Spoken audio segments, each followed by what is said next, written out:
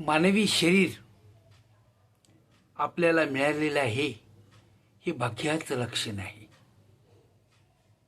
एक एक योनी कोटी कोटी फेरा, नरदेई थारा तहीच लाभे असं म्हटलेलं आहे. कित्येक कोटी योनी फिरल्यानंतर हा नरदेह आपल्याला प्राप्त होतो.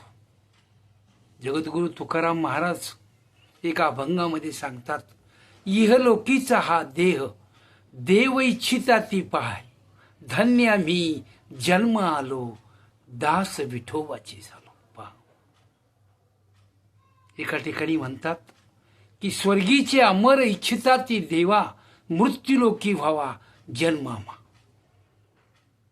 तसं तर शरीर आहे नाही का, नाशिवंत आहे.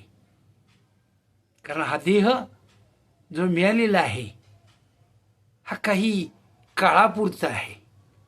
नाशिवंत देह जाणार सकळ, आयुष्य खातो काळ सावधान. संतांनी स्पष्ट सांगितलेले की इथे कायमचं घर बांधून राहण्यासाठी कोणीही आलेला नाही. हे घर खाली करावं लागणार आहे. परंतु असं असताना सुद्धा लोक या शरीराला नित्य शाश्वत मानतात आणि त्यामुळे दुःखी होतात. शरीर हा नरदेह ही कायमची वस्तू नाही आहे. इथे शाश्वत फक्त भगवंत आहे. तुका म्हणे तूच खरा, एर वाहुगा पसारा. शाश्वत स्वरूपामध्ये भगवान परमात्माच आहे. कारण या मृत्यूलोकामध्ये येणं आणि जाणं हे ठरलेलं आहे. एकलेची यावे एकलेची जावी, हेची अनुभवावे आपणच.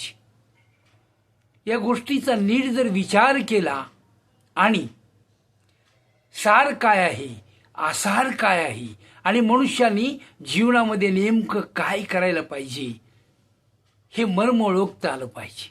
कलियुगामध्ये लोक पळतायत. काय पळण्यामध्ये संसार आहे आणि थांबण्यामध्ये परमार्थ आहे. जीवनामध्ये थांबणं हे तितकंच महत्वाचं आहे. कारण आपण पाहतो, ठाईच बैसोनी करा एक चित्त, आवडी अनंत आळवावा. अशा प्रकारे आज या ठिकाणी या शरीराचं महत्त्व सांगावंसं वाटतं. म्हणून मी त्याचं वर्णन केलेलं आहे. रामकृष्ण हरी.